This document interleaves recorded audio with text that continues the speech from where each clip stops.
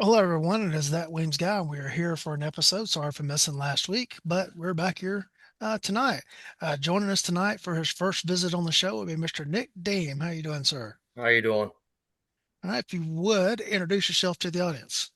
My name is Nicholas Deem. I guess you can call it. I'm an Indiana lawman because I've worked different departments throughout my career. Um, I started off in Gary, Indiana, back in 2005. I worked there for about 9 years. I went down to Lake Station, which was a suburb of Gary.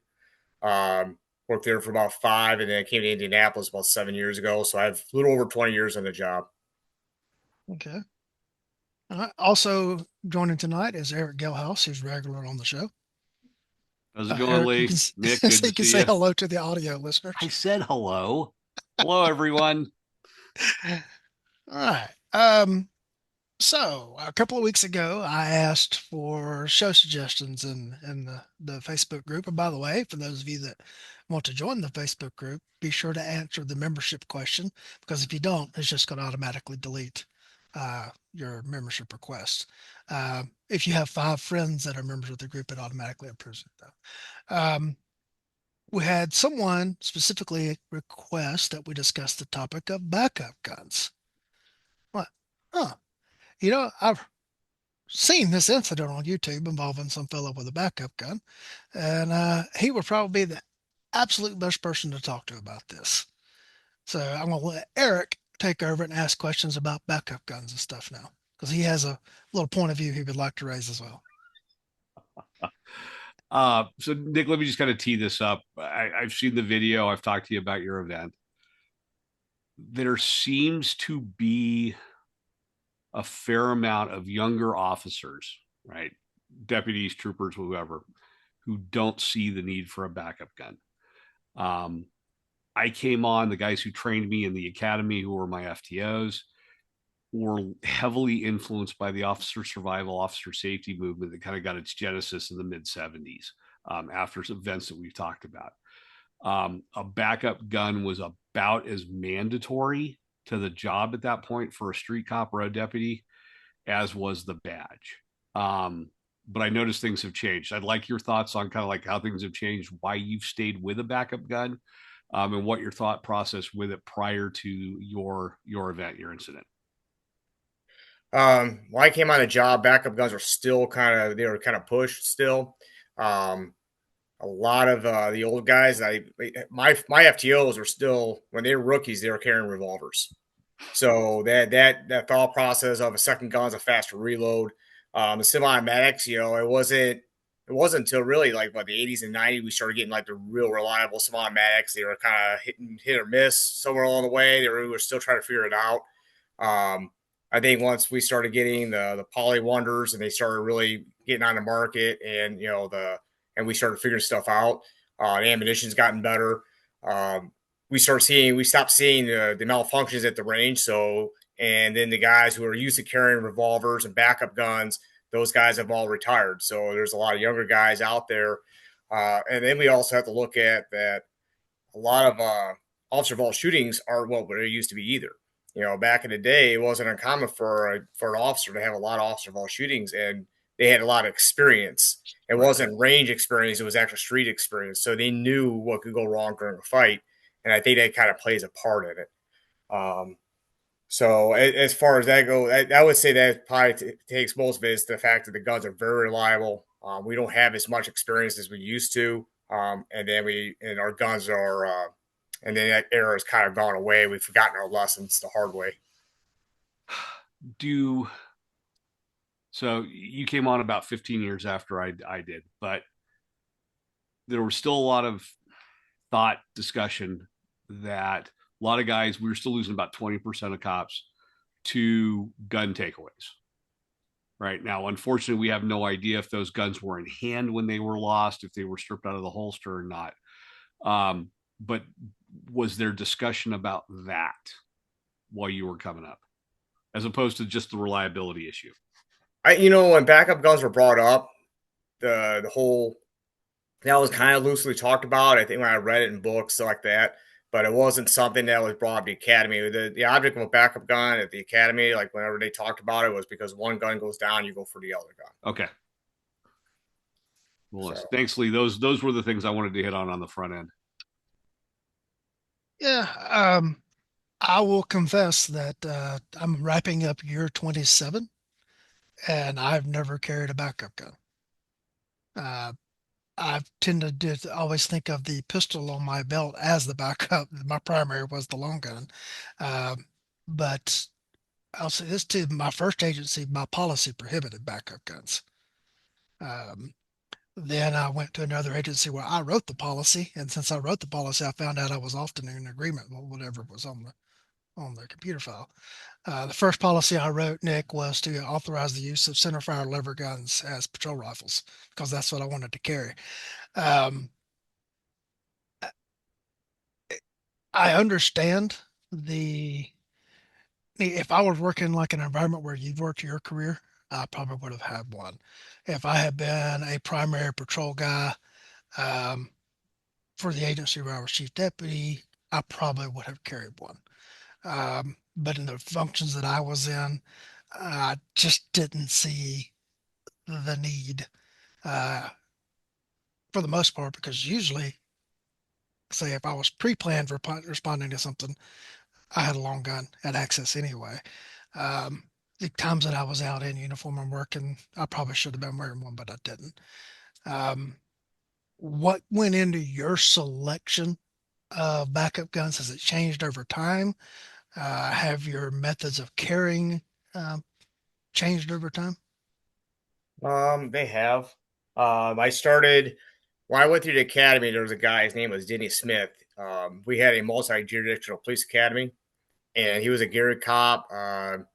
He was Mr. Illinois in the 1970s. Became a Gary cop somewhere in the mid 70s, and they didn't know what to do with him because he was sitting at the desk. He was still on our SWAT team, but he was just one of those old school guys that they're kind of like, you know what, maybe you should go take a seat for a little bit. Um, I asked him about backup guns, and he said that he goes get a 38 revolver, snub nose revolver, put an ankle holster, and said that because your backup gun will never get the carry as your primary gun does. I said okay. Read a lot of books like Masa who wrote books, and then Evan Marshall, some of his stuff in there. Keith Jones, kind of talked to him for a while about that. As time went on, like you remember stoppingpower.net? And used to have that. Evan Marshall used to Yeah, go on his vaguely. site. Yeah. There was a lot of information in there about that. Evan Marshall rule. He was a Detroit copper in the 60s, 70s, and 80s. And he was real big on backup guns, carried it in his pocket. The one gun he was real big on was the hammerless airweights. And that's what he liked to carry. And then I worked security years back. There was a old county guy that worked security as a part-time job where I was at. And he told me that, carry a 38 with lead hollow points. That's what you want to carry. So a lot of those guys were ankle gun guys here. When we went to Gary, we used to we had a piece of, I wish I had one around still. And all it was just real heavy elastic, and they were sew inside our vest. So we can go inside our vest cover through here and get our backup gun out, which is excellent for getting a backup gun out. The problem is that during the summertime, when you take that gun out at the end of a shift, it looks like it came out of a dishwasher. It's going to eat up your ammunition. You have to wipe your gun down every day. Otherwise, you'll rust your gun up pretty bad. But what I found to be the best alternative, because I had a ankle holster, which I admit it was an Uncle Mike's. It wasn't very good quality. And by the end of my first day, it was on the back of my leg. So I ended up carrying it in a pocket. But the pocket carry is what I've been carrying. These are the ones I've been using. This is a Mica pocket holsters. Retired LAPD guy, I believe. Am I Yep. correct? Okay. So I got a square bottom or round bottom one, depending on what type. This usually is what I use in my uniform because it fits the best in my pocket. And then this is what I carry on my sports side. The deal with a backup gun in your pocket is that you have to make sure that pocket is clear to get that gun out above it. The mag pouches, because I'm always used to wearing stuff up in my vest all the time.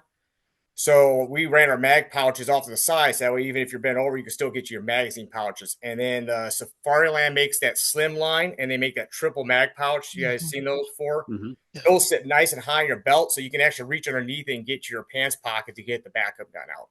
Now, some guys, they carry it in their cargo pocket. My buddy Otten on the east side, He carries his up in his cargo pocket. He has there's little pockets inside him that he can put them in. My buddy, the kid is in that video, Ward. He came with me up to the north side where I'm working now. He carries his in his cargo pocket because when they're up in their pants pocket, the pants pockets are a little bit too tight for them and they can't get to them. So they would carry them down in a cargo pocket. I don't like it as much because it moves around, but to each their own. At least they're carrying a backup gun. Yeah. Yeah. Yeah, that was So one I of the issues that I was always trying to solve is if I was going to carry the backup gun, how would I carry it? And I just was never satisfied with any of the methods that were out there, which is one of the reasons I just didn't do it. Well, the I pocket carrier is messed real reliable, and you don't have to worry about it getting it's secure. So you don't have to worry about getting out. You just got to move your gear around to be able to get to it. That's all. Eric, you were going to say something? Yeah, I kind of messed with a variety of things. I started out with an ankle rig. That didn't work out. Tried on the vest carry. That didn't work out. This was all fairly early on. Ended up on a pocket holster probably about 4 years in, and stayed with the pocket holster my whole career. I used one from Kramer. I think a DeSantis one at some point, and then went with one from Micah and stayed with that the entire time, and still have those for J frames in the pockets. I did for a while try a little single stack 9 mil semi-auto as a backup gun in pocket carry, and just the shape of the semi-auto, right, just to me did not lend itself to pocket carry. And I always stayed in the offside front trouser pocket. My career path has been the same as yours. The first couple of years, I figured it out, and then I went to pocket carry about 4 or 5 years in, and for the last 15, it's been in my front pocket, left pocket. Well, you're a lefty, so it'd be in your front right pocket. Yeah, that's why I just say support Yeah, sided. I don't want to make people go, huh, what? yeah. Eric, were you also carrying a revolver? Yeah. So my first one was a semi-auto in an ankle rig. It beat me down the road in a foot pursuit one night, so I retired that one. Um, then ended up with a little Model 442 and Airlight J frame, and that's with the exception of a few months trying that M&P little Shield, one of the original ones. That was my backup gun for my whole career. Funny, my buddy Otten, he carried ankle carry, he had a Glock 27, got into a full pursuit, slipped on some ice. But he hit the ice so hard he kicked his foot out and the ankle rig and everything went underneath the dumpster. And after that, I went and took his vest while he was over in Iraq. I took his vest and I got the pocket sewn for his gun. But now he carries a Snuggler's revolver in his pocket, so the same thing. Yeah, because one of the questions that we have was people, did you worry about magazine interchangeability? Well, both of you carrying revolvers, that really is not applicable. Yeah, speed loader. Yeah. Um, I carry 2 speed loaders. I have they're pager pouches, or as the new kids call them, they call them glove pouches now. What I do is I take a pipe that you for your drain, and you can cut it and use a hot glue gun, and then I modify these Comp One Safari Lands, and that way I can carry 2 on me, and just in case I need it, if I do lose the other gun, at least I have 2 extra reloads on me. um, Eric touched on something that I think is also very key. Um, the statistic about officers killed with their own guns, and that we don't know whether they were killed with their gun after it was already drawn. Was it taken away from them out of their hands, or was it taken away from them in a gun grab out of their holster?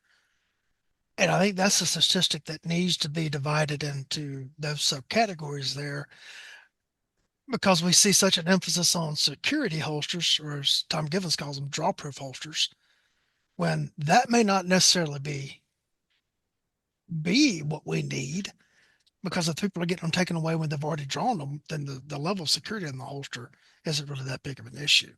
Nick, do you have any thoughts on that?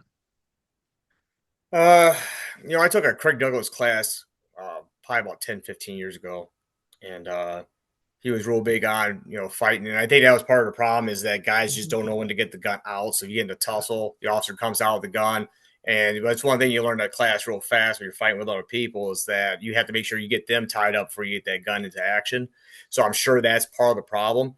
The holster I was running in my incident was an ALS, Safari Line ALS, the 7000 series, and that dude didn't overcome the actual security device, he literally just destroyed my holster. So he broke the ALS in half that was holding my gun inside the holster, so it wouldn't matter. SLS ALS holsters, what I found with like the hood on them, a lot of times with my armor, when I get out of the Mhm. car twist, it opens that hood up anyway. A lot of coppers keep that hood down because it gets in the way. Um, I don't know. I don't know if guys are losing them because they are out in the open. I'm sure that's part of it, but I don't know. Maybe 50-50 would be my guess. I would have to go back and research that. Eric, any thoughts? No, I haven't seen good data on it. I know Chuck Haggard has kind of talked about it, and I've heard some other guys, but I just haven't seen any of the data. And unfortunately, when that was a more common concern, we didn't have body worn cameras, we didn't have car cams, we didn't have near the amount of surveillance cameras that could tell us these things, and we also had holsters that were not designed or built to the way we are now. And there's a whole nother rabbit hole there on holster design where we can go down what the actual levels are versus kind of how they're referred to now. But I think that's a very different topic. Yeah, I started out for the first 10 years carrying a Safari Lens 070. Yeah. And unless I was unconscious or my arm got broken, you weren't going to get the gun away from me. Uh, I don't know that I would make such a bold statement with something like an ALS. But I do carry most of the time if I'm in uniform in something like an ALS. Uh, have we gone too far in the other direction that we want to go to the speed of the draw because we got to have this magic, you know, we got to worry about the digits on the timer more so Yeah. than security of the pistol. I don't know. New York says that majority of the time their officers got involved in shootings that they had the gun in their hand because they knew it was coming. Yeah. But I don't know if that was just because of the time and they had different holsters and they knew they took them a little bit because they had those holsters where they had to push down inside there with a trigger finger somehow to get them out. Mhm. Um, I don't know. I don't know. I run it. I'm comfortable with the ALS holster even after I still carry the same holster after my incident. And the SLS ALS are fine. That's what my department issues, but I don't. A lot of guys, those hoods open up so easy during a tussle and everything else, unless you have that one of those sentry locks on them. Mhm. In the end, it probably doesn't matter. Eric? I It'll be interesting to see in comparison to that data that Nick just covered. How is we're getting more and more agencies that are talking about anytime there's a draw, you're getting a camera activation. Anytime you have a weapon outright, was it muzzle on meat or not? Is that now a reportable use of force? Is that going to have an adverse impact in discouraging officers from having their guns in their hands for certain events? Right. We've talked about a Vini study where agencies that have very restrictive policies on drawing actually led to more problems than those policies created because officers felt they were behind the curve by the time they could finally get the gun out. There's a lot of things that we just don't know about yet. Yeah. We don't have good data on, and we don't know. Yeah. Um, I watched a video last night on YouTube where an officer was involved in an incident very similar to yours, Nick. Was on the ground wrestling a guy, and the suspect ripped the holster right off of the officer's belt. And the other officer involved in the incident uh, very efficiently uh, de-escalated it with a single shot to the head. Uh, my understanding was that that officer had a Safariland holster that was retrofitted to Blade Tech's mounting system. Oh, he probably did. He have one of those QLS ones, where I you think take I think it off, was you the can't Blade push Tech it up. RTI is what they said he had. That would have been G code. If it was the Yeah, RTI, excuse me. Yeah, excuse me. Yeah, G-code. G code That RTI. does sound right. Yeah, and so I've got a belt set up with the Safari Land QLS system because I'll switch between different guns and different holsters depending on what class I'm teaching. I've got an alien gear set up that I'm going to do the rapid force setup with another belt and everything. And I know Blade Tech, I did, excuse, that's why Blade Tech was on my mind. They've just come out with a new duty holster and they've got their universal mounting system. are we kind of, because of our being gun guys and our propensity wanting to try different holsters, different guns, and the like, are we setting ourselves up for problems with holsters that aren't directly mounted to the belt? I've seen and heard about those holsters, those KLS ones I'm familiar with.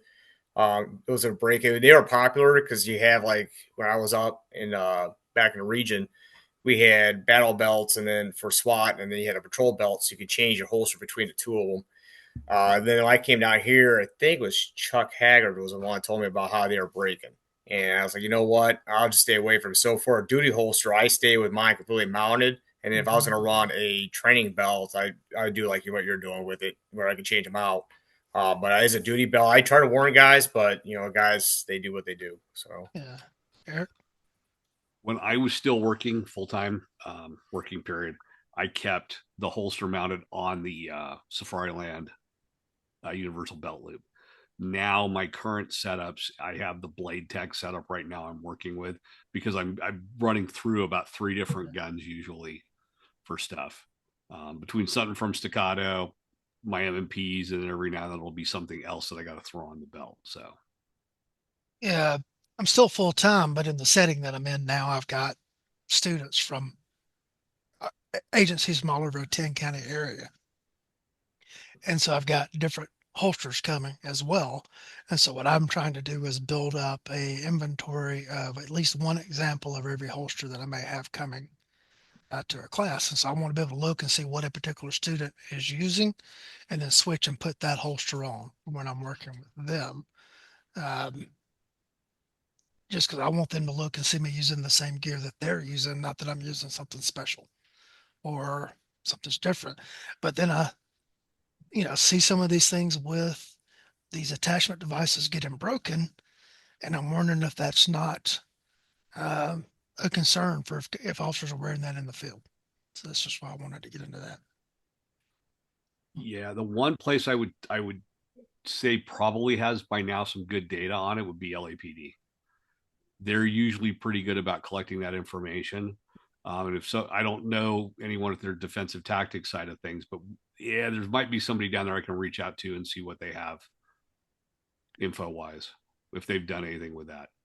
Yeah, you just also hit on the key phrase there is collecting information.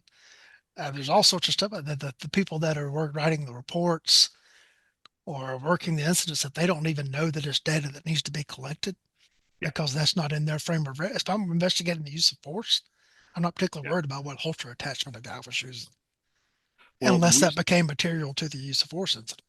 yeah, the reason I say LAPD is they're pretty good about you can use this, you cannot use that, Uh, right? And they might actually have something in writing on the QLS system and the documentation behind it.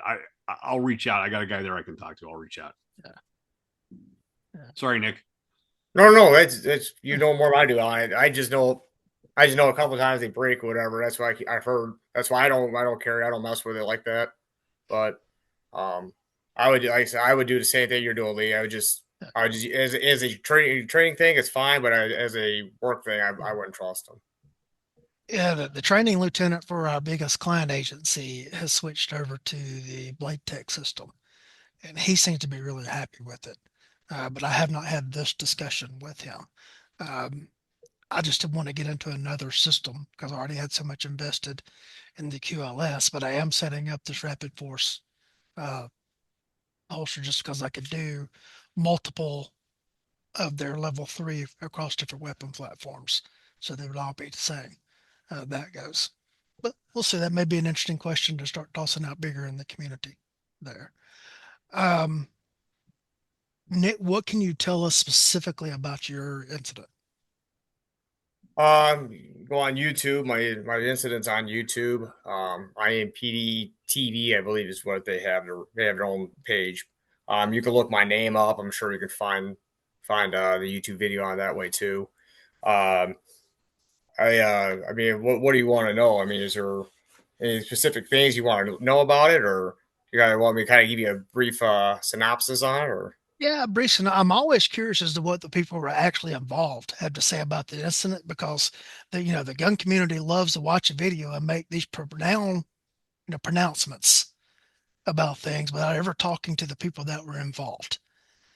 And having worked cases that have been to trial, and I actually worked the incident, but then I see what's posted online about it by educated gun people. I'm like, that wasn't even a question. Uh, Uh, well, what happened is we had an area that we had a lot of homeless in it. They were giving us problems.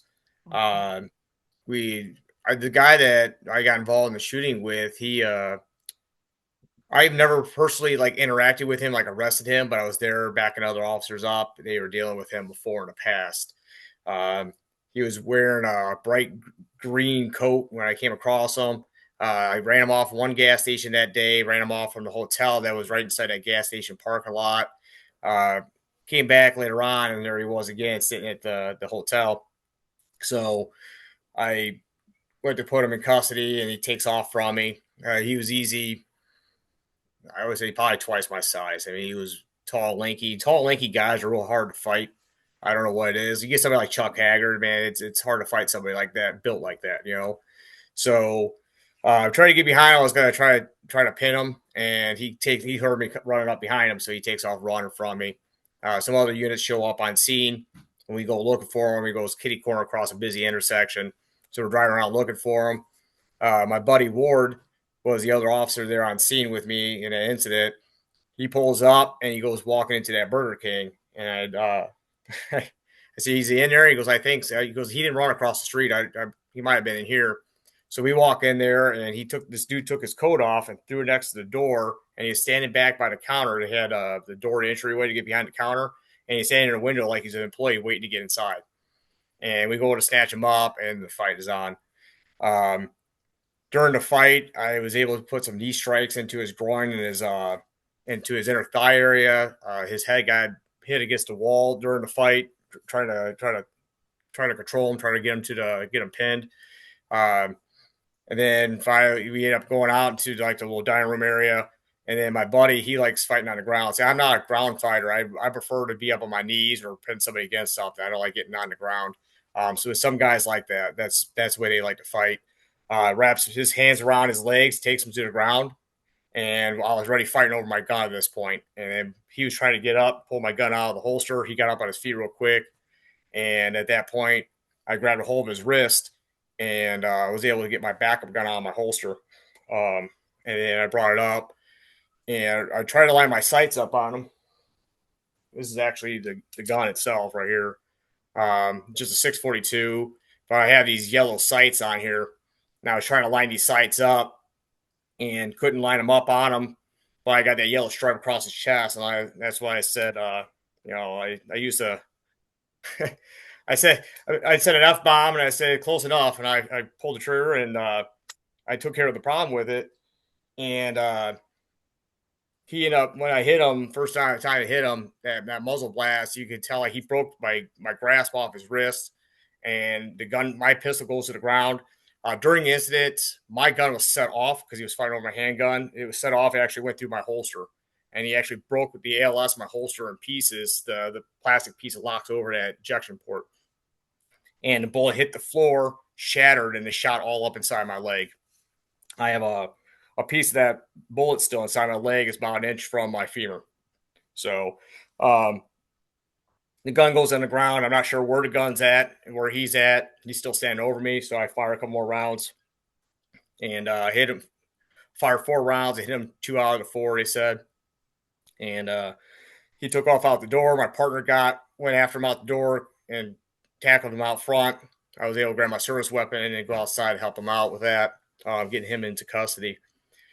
Um, so I knew I was hit when he hit me. I could feel the burn in my leg, but I knew where I was at. I was like, that's not bad. It's okay. It's not on the inner thigh. I should be good. So I wasn't really all that concerned with it. Um, so I hear guys talk about like muzzle blast and recoil, and we're getting to the realms of light recoiling weapons now. Everybody wants to go with the 32 is out there now. It's a real big thing. I want as much muzzle blast as possible because that helped out a lot. And that guy, every time I pulled the trigger, it looked like I hit him with a baseball bat. If you watch the video, you can see that muzzle blast helped me out a lot, pushing that guy, changing his channel. it's fascinating talking to some of the older time cops, right? My ancestors, if you will, predecessors, and Haggard as And, well. Wyatt Earp was your FTO because you had that going a while. Wow. Gonna make a bad joke. No, we'll go with Wyatt. Yeah, that's fine. Um, but there was a lot of thought about that with the move to flashless powder and lighter recoiling weapons, that we've lost some of potentially the psychological impact and physical impact that some of the revolver loads, the higher pressure, higher velocity revolver loads used to give guys. Yeah, it's you can see that video of you when they take screenshots of it, you can see the muzzle blast of it out of that Yeah. revolver. So I mean, um, I don't know if I'm sure they use a flash suppressant powder in the gold dot ammunition. I don't Yeah. know if but you can still see it a little bit. But that definitely helped me out. Two things came to mind as you relating the incident. Um, One, we've talked about the reliability of the guns being, one of the factors that has led to the decrease in people carrying backup guns.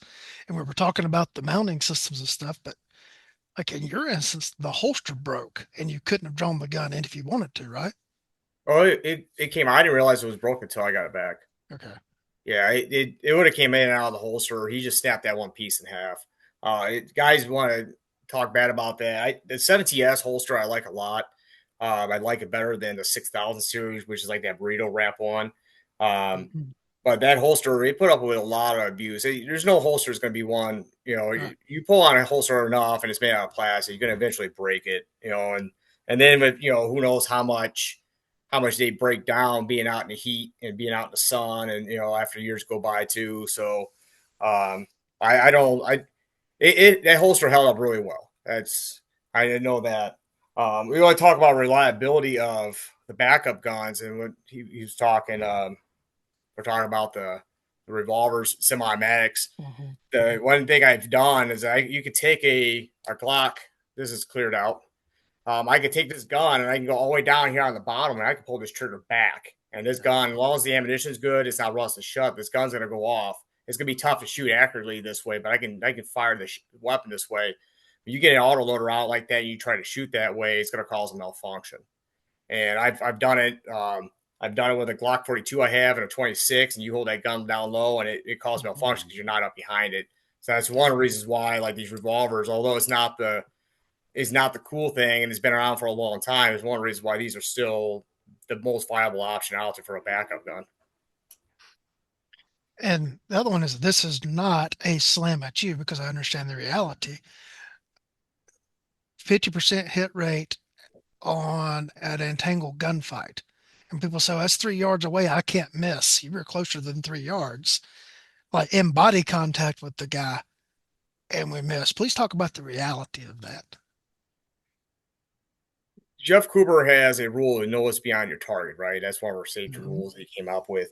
And guys talk about, a lot of it talk whenever it was presented to me, it was more so we're worried about bullets going through people. But I think Jeff Cooper knew that we have a tendency to miss during fights. Fights are very fast evolving things. 100% hit ratio in actual gunfights isn't that easy. People move really quick. I've been involved in 5 of them in my career. Sometimes I did well, sometimes I didn't do as well at them. Just because people move really quick and the lighting conditions and everything going on, there's just a lot of going on. It's almost, I would say that when we train people, we almost have to get to the point where, like, hey, listen, it's just as important to know what's behind your target because you're probably going to miss. In my experience, neither I've done everywhere from maybe a 10% hit ratio to no percent hit ratio in the stuff I've been involved in. And even with this incident here is a little bit harder because trying to line up the sight radius on these little wheel guns and then shooting left-handed, shooting my hand all the way down here like this and spinning around on my back like a ninja turtle, that kind of it makes it hard to make good accurate hits even at that distance. I since have gotten trace laser, the crystal laser trace grips to put on here. I don't know if this would help me in that incident at all. But for now on, I'm going to start running. I run laser grips with my guns now. That has been, those Crimson Trace grips has been a discussion for very impaired positions or injured officer shooting where you can clear the line of sight, but you can't get to the sights for whatever reason, right? So there's been a lot of discussion going back to when those things first came out in the 90s. So I, Yeah. We'll Well, see. I'm also taking note of the fact that you're in a ground fight with this guy and you're still consciously trying to find your sights. And you hear so much talk about you don't have time to see your sights in a gunfight, but you very clearly, from your description, were cognizant of your sights, were trying to get them aligned, and then ultimately went with a compromised sight picture. But all of that was conscious. So my first shooting I involved in, I was fighting over my weapon. It was drawn out already. Um, but he didn't actually get hold of the weapon itself. So I fired a round off with my primary gun.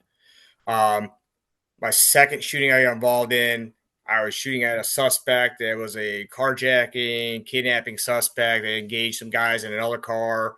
I was in my car engaging him, and I had a Glock 21, and I was firing at him. And I remember just what they would use as teachers: just put your front sight on your target, don't worry about it, and press the trigger. And I remember pulling the trigger and firing about 5, 6 rounds. And as I'm going through the trigger press, I'm thinking, I'm like, man, this I know people can take bullets, but holy crap, man, why is this guy not even reacting to this? And then I remember thinking, like, dumbass, you got to use your sights. And also, I saw these 3 dots, and I lined them up, and I put around on the guy. And I'm like, wow, that worked. So after that, I'm like, you know what? I need to really focus on the sight thing because those guys they know what they're talking about. So after that, it's just something that psychologically, I guess it takes an aha moment like that to be able to be like, hey, you know what? You need to use your sights, and then and kind of Yeah. you learn your lesson somewhere along the way. I had a real good friend um, at my old agency, and Mark was in 3 shootings, and he talked about on the last one that very thing, right? Like he fired 2, and it's like, why am I not hitting him? Oh, I'm not looking at the sights, and Yeah. then put the other 5 where they needed to go and resolve that problem. So Nick, what training had you done to prepare for going to your backup should you need? So I took the only revolver class I'd taken. There was a guy up in Rochester, Indiana. His name was Danny Reichert. He was actually the guy I bought my gun, one of my guns from. This one, the one I use in the shooting. Um, he tuned it up. He was a revolver smith, so he could slick the action up on it. And he did a snub nose revolver class. They used to call him Rolling Thunder. He liked the Model 629. That's what he carried at work. He was a Rochester detective up there. Uh, so he carried 6-inch 629s, and he was one of the few guys going to actually shoot one and shoot them really well. And so I took his snub nose revolver course. It's the only class, like formal class I've had with the revolvers. But you know what? I take that back. In Illinois, when I was over there, I worked security. In order to carry a gun, you had to go through a week course, and you had to go through a firearms class. And there was a Chicago copper there retired. His name was Chuck Morse with an M, not Chuck Norris, but Chuck Morse. Mm-hmm. And he taught us some revolver stuff. So that was my former training with it. As far as everything else, is just from reading and researching, and then then taking situations I've been involved in. It's like, well, why I've been able to get my gun out, um, and learning like with in the pocket carry.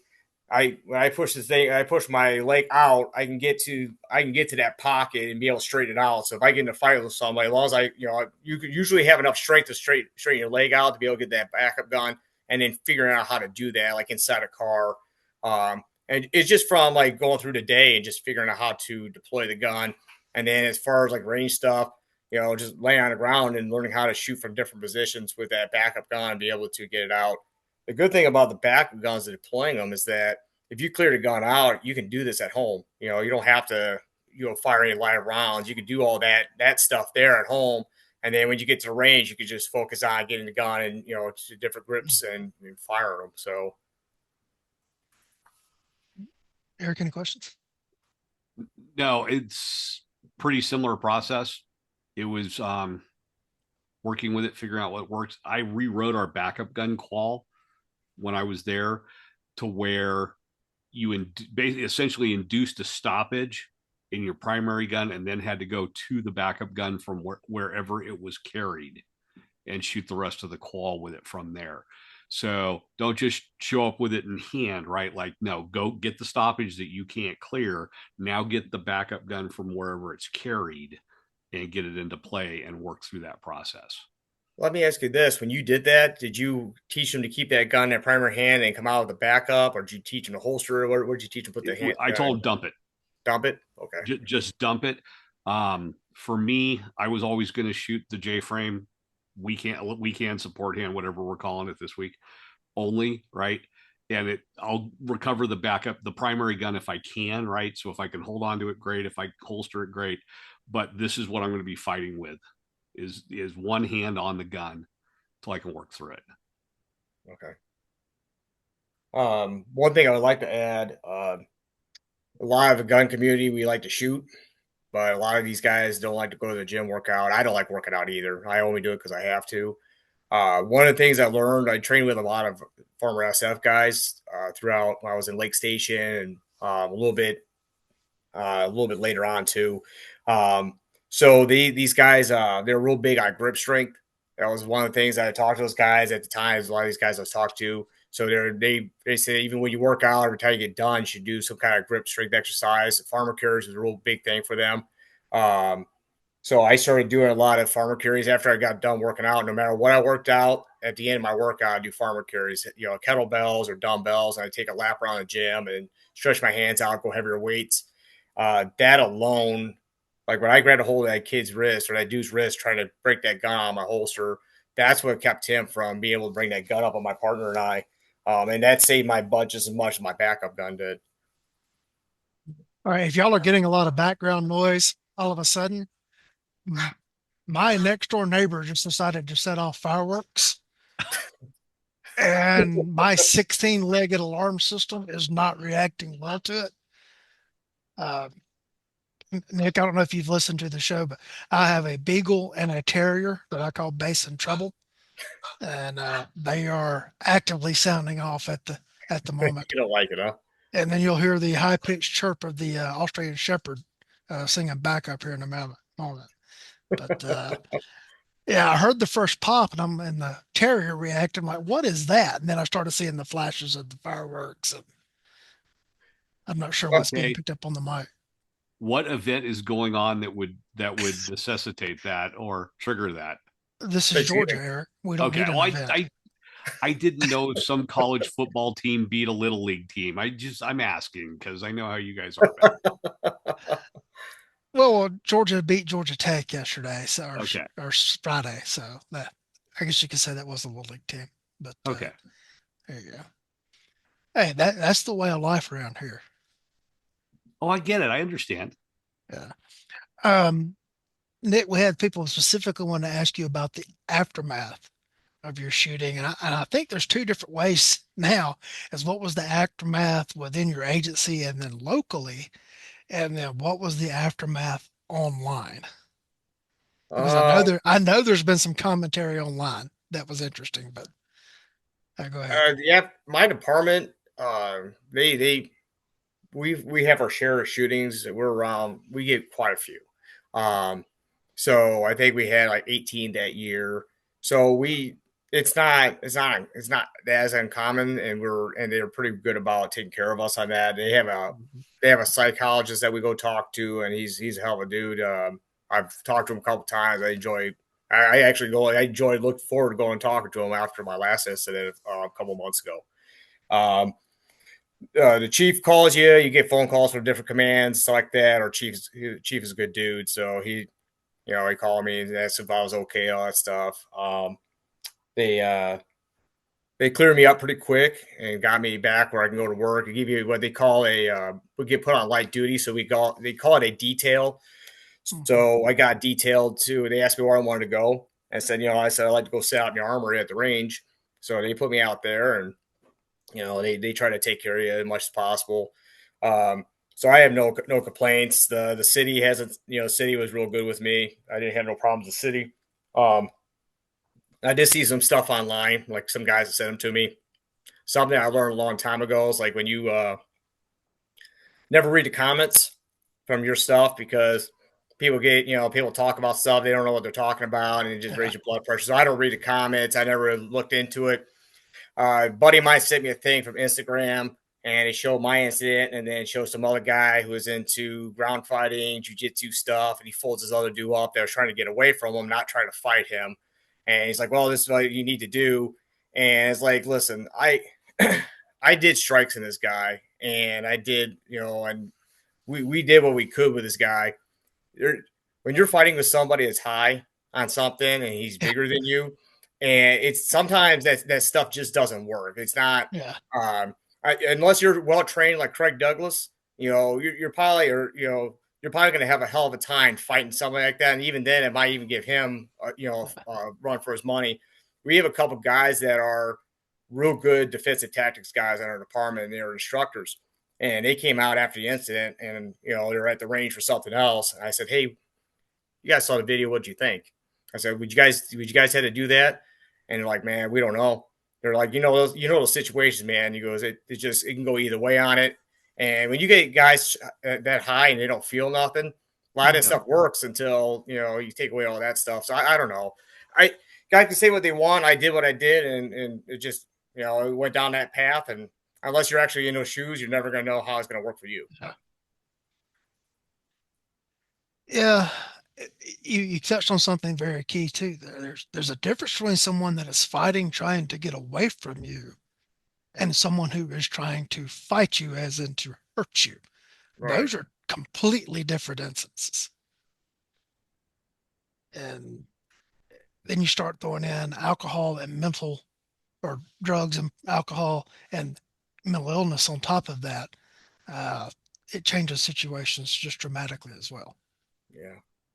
So, uh, So we had a female officer here years ago who got sliced up by a guy with mental illness in a grocery store with a he took a knife that was for sale in the store off the shelf and then went into the meat department and was slicing open meat packages with the knife. And when she went back to see what was going on, he immediately turned and savaged her with the knife and ran off. And she only survived because a customer in the store that watched it was a trauma care ER nurse who oh, wow. immediately went to work, and the grocery store was next door to a hospital. Like, Yeah. you leave one parking lot and go to the neighboring parking lot was the difference that they had to take her with the thing. I dealt with that guy just before that incident. And I've often wondered why he didn't try me like he tried her. And that's the other thing. You Well, just don't know what's going to trigger somebody and why they're going to fight.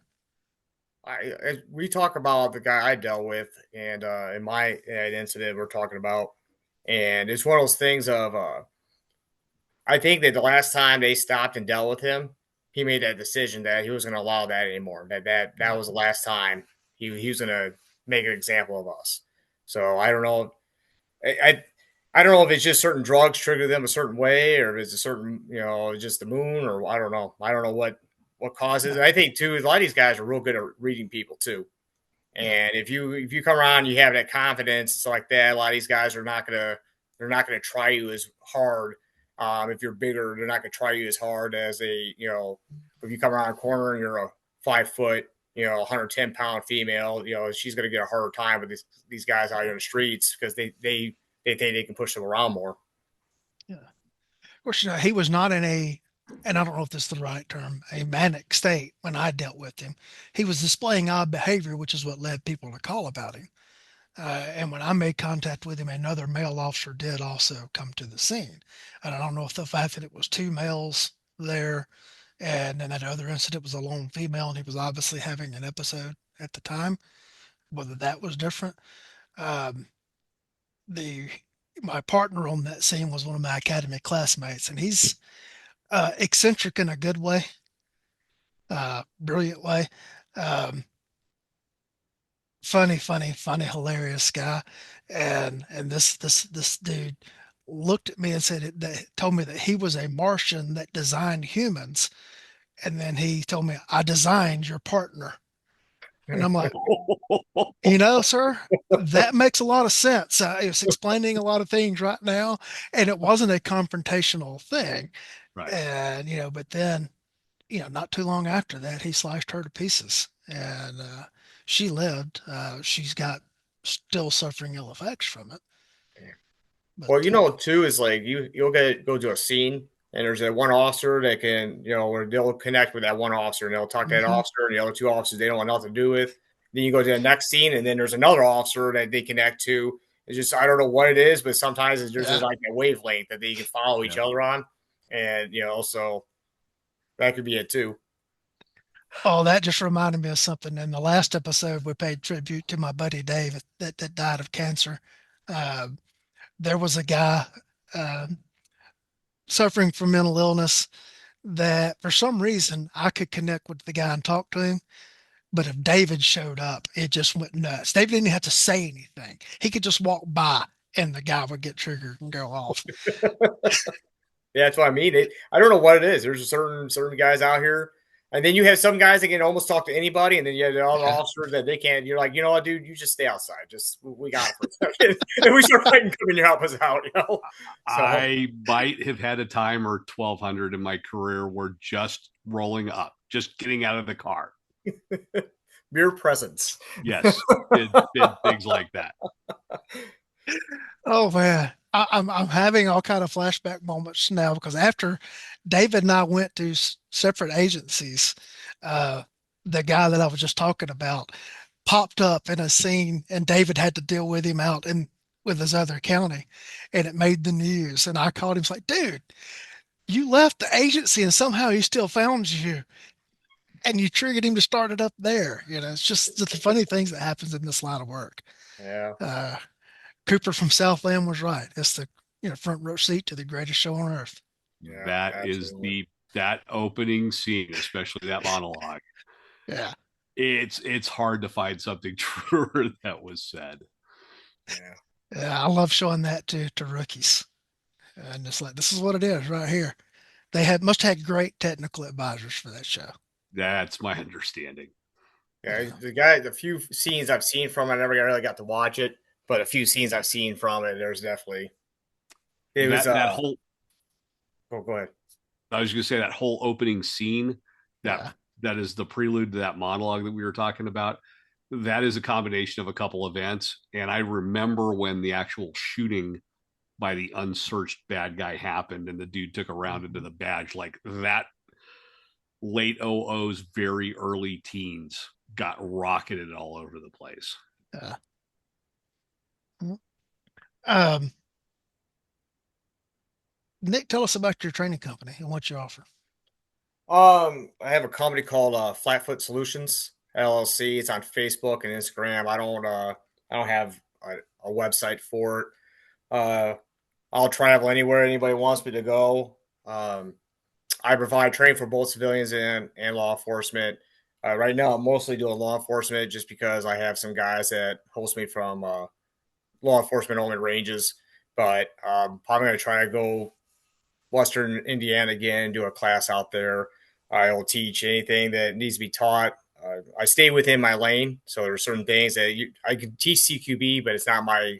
There's other guys out there far better at it than I am. I like training and shooting around cars and doing the patrol stuff more so, the tactical patrol stuff, and then square range stuff from everything from little snub nose revolvers, shotguns, rifles, pistols. I gotta tell you, Flatfoot Solutions is an excellent name. Yep. I like the it was an old term I heard of flat foot, and then I couldn't figure out how to do it or what to use. I said I was going to put flat foot training, and I said it to my buddy, and he comes back and goes, "How about flat foot solutions?" I said, "All right, that's cool." And then we have Cougar Mountain Solutions out there, so I was like, what, Well, I got to follow his footsteps because he's my hero. Aw, you're the best. The hardest thing about starting a training business was picking a name for the company. It was so hard. I still haven't been able to pick a good one. And I'm on my second one. I have my LLC, and then I have a doing business as that I started because I had a regular client that used to say that she hated writing checks to me because she didn't know how to spell proficient. Because the name of my LLC is Proficient Strategies. And I said, I have to write that word again. And there is a name out there that I want, but the website is taken. And I keep a track on it constantly, hoping that the domain will come available. And if it ever does, that will be the name moving forward. But, and I know you lose some stuff when you rebrand, but it will be worth it if it becomes available. Eric, what do you have? What kind of questions you got? Um, did you find an advantage with doing pocket carry on the support side of being in situations where you really wanted a gun in your hand, but to do so would so inflame the situation, right? That it would be the thing that just pushed it over, but that you could stand there with your hand in the pocket looking like the dumb cop, right? But have a full firing grip ready for a very quick draw if things went completely sideways.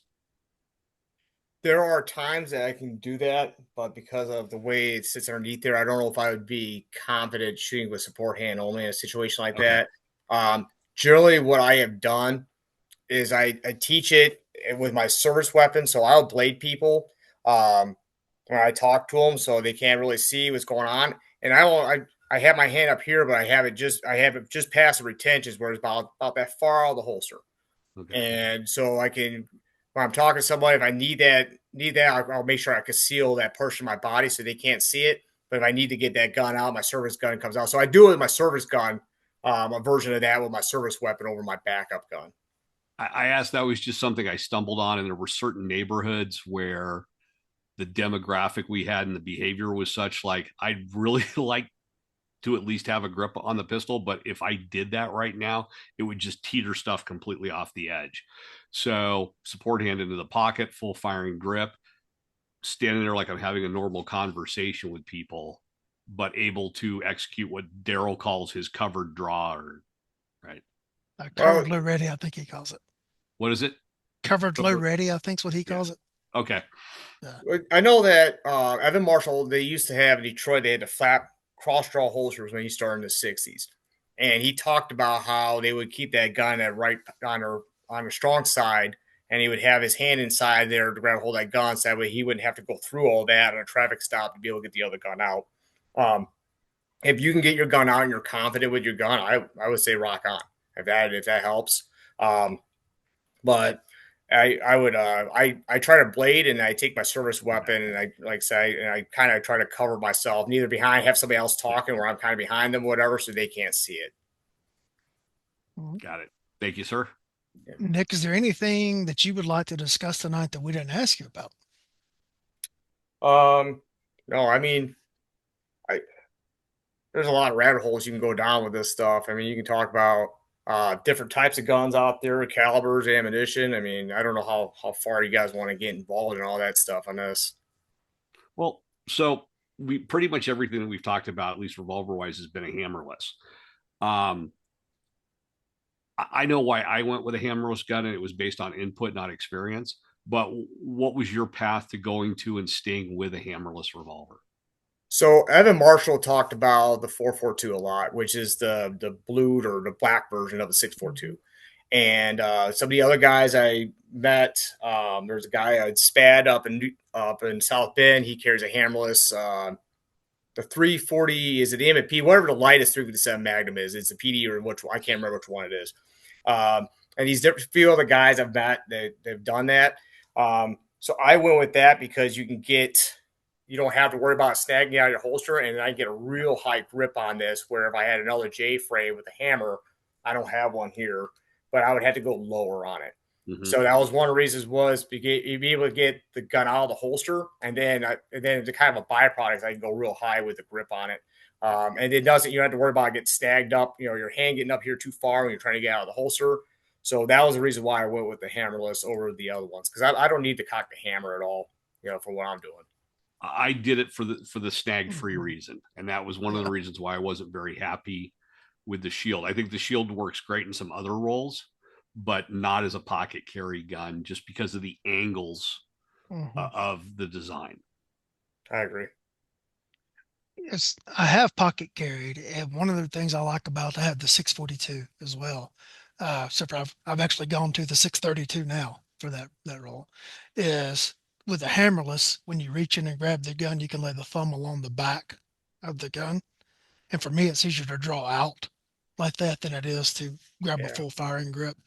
And then it seems to me like the knuckles always catching up and dragging. It makes it harder to get out of the pocket with. And same thing when you talk about going to an automatic in the pocket. I have found them very, very prone to snagging. Yeah. Eric, you have you ever seen where lint and stuff like that got down inside the hammer? Does that make this being sealed up? Would that be make it a little bit more reliable I too? have, well, I haven't seen crud get down in there. I do have one. I do have a J frame with a bobbed hammer. I think it's a 36 that I had the hammer bobbed on, right? To the point where you can't. It might as well be a fully enclosed one. There's no way to thumb cock it. I haven't seen crud in that, but the amount of time that's been carried, that was carried like 6, 8 weeks out of the year, not every day working the road. So Okay. I can't give an opinion on that. I haven't carried with a hammered gun in the pocket. Yeah, I So, haven't either. That's why I was just curious because I know the original one was the humpback, right, where they had the hammer, it was mhm. fully protected back in the 60s or 70s. So I was kind of wondering if lint and stuff like that got inside there, but I don't know if that would be a thing, but just curious. Now I have carried with a small automatic, but carried it in the hip pocket, not the front pocket, and that tends to work okay. But then you got the problems when you sit down. It's Yeah. how you're going to get to it and everything else. Yeah. But I've got a picture in an off-duty concealed carry program of a guy who's carrying like a little Lorson or something in a back pocket, mhm, and it's sitting with like sights down, barrel towards the center line, the back seam of the trousers, right? mhm. But he's done it so long he has like a Copenhagen can ring in the pocket. Only it's a little small pocket semi-auto outline, Uh, just that's worn into the pocket. So uh, I had a teaching gig that was not related to was cop work. It was a college teaching job, and I would carry a Beretta 25. I think the Tomcat, see the Tomcat or the Bobcat, and I would carry it sometimes in the hip pocket because it was easy to conceal. Now I will say I'll go back in that job.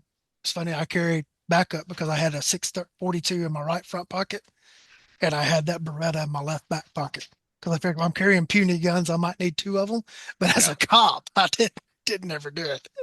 Uh, so I guess I was wrong when I said earlier that I didn't carry a backup because I did in that one. Well, there was guys that was another thing that Evan Marshall talked about. They had one in the back pocket. They had their back pockets were longer because they were designed to hold a pocket, a ticket book. And they were Mhm, talked about how they would carry one in their back pocket too at times. So, but I never got into that. You remember the Keltec 3AT? That mhm, little plastic. It was about the size of a credit card. There was guys at my old job that they would put it inside their breast pocket and then put their vest over the top of it because we wore mhm. the outer vest covers and they would carry that in their little pocket. I I would think that was never my thing, but that was to each their own. I can't remember where I talked about it, but coming off the FTO program, the first sergeant I worked for, Gary, regrettably he's passed, had been a long time narc in the 70s and 80s, right? And he'd been a sergeant for probably pushing a decade at least before I went to work for him. His little hideout gun was a North American Arms 22 that he wore around his neck, and he had the necklace secured to a cleaning brush, bore brush for a 22 that was shoved down the barrel. So if he could get to it, he was going to draw it, thumb cock it, and use it. Right. Oh man, when you said Keltec, that took me back. Um, in the months leading up to well, actually, I think I was actually in the academy when I tried to find one. Um, I initially carried the Smith 4006 because that's what the agency issued.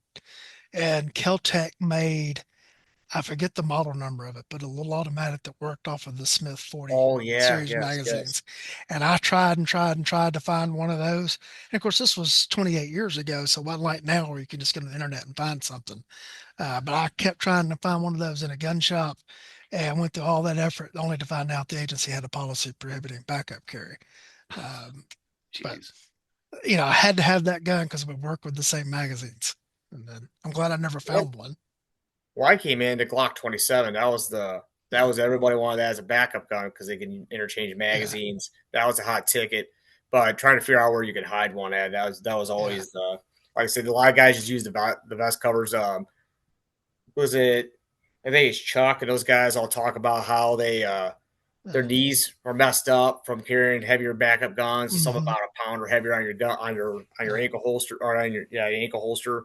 So I'm glad I never got into that era because yeah.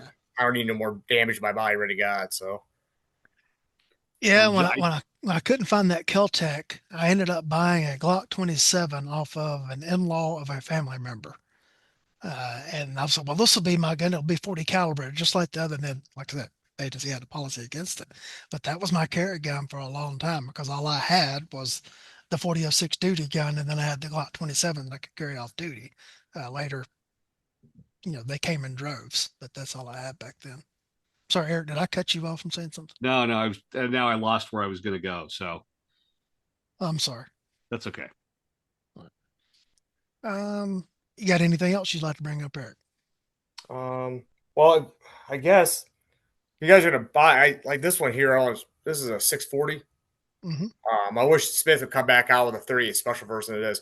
If guys ask me at work a lot of time what to get. A lot of young guys at work they started to carry it. We're seeing a lot of shotguns now. A lot of our young guys are getting shotguns because I've been encouraging them to go get a long gun, and then a lot of them are carrying backup guns or getting revolvers. The problem with the 642s is that they're a little bit light, so if you're not accustomed to the recoil, and I think that some guys are kind of like what's that? Is that what's the one where he does Billy Madison? No, not Billy Madison. The golf one where he's getting hit with the baseballs in the car. What is his name? Adam Sandler. Adam Yeah. Sandler's what is that called? Anyway, but Pappy Gilmore. Happy Gilmore, there you go. So he getting hit with that. I think some guys kind of like abuse, so they can shoot those lightweight revolvers and it doesn't bother them. Hmm. But a lot of people don't like the recoil. Um, these are a little bit heavier to carry, these stainless steel ones. But if you put lightweight 38s in here, like like a low velocity, these are real easy to shoot and they don't kick the hell out of you. And then when you put plus Bs in them, they're not so bad. So I would probably go with just a little bit heavier gun until you get accustomed to it, and then go to a lighter gun if you want later on. That would be um, and then learn like the different loads out there. 38s, I found you have to kind of look at the velocities and play around with it to find stuff that doesn't kick your hand and hurt your hand. So I like the MagTech 125 grain flat point. Those are usually pretty low recoiling. They don't lead the barrel up, and then just kind of go through the books and just figure out what's going to be lower recoiling, and then carry something heavier for work. Just make sure it hits your sights. Well, that brings up a good question that I know I was going to get 27 emails about tomorrow.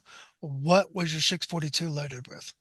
135 grain plus B gold dots. Okay. How did it perform? Uh, I still carry it. Okay.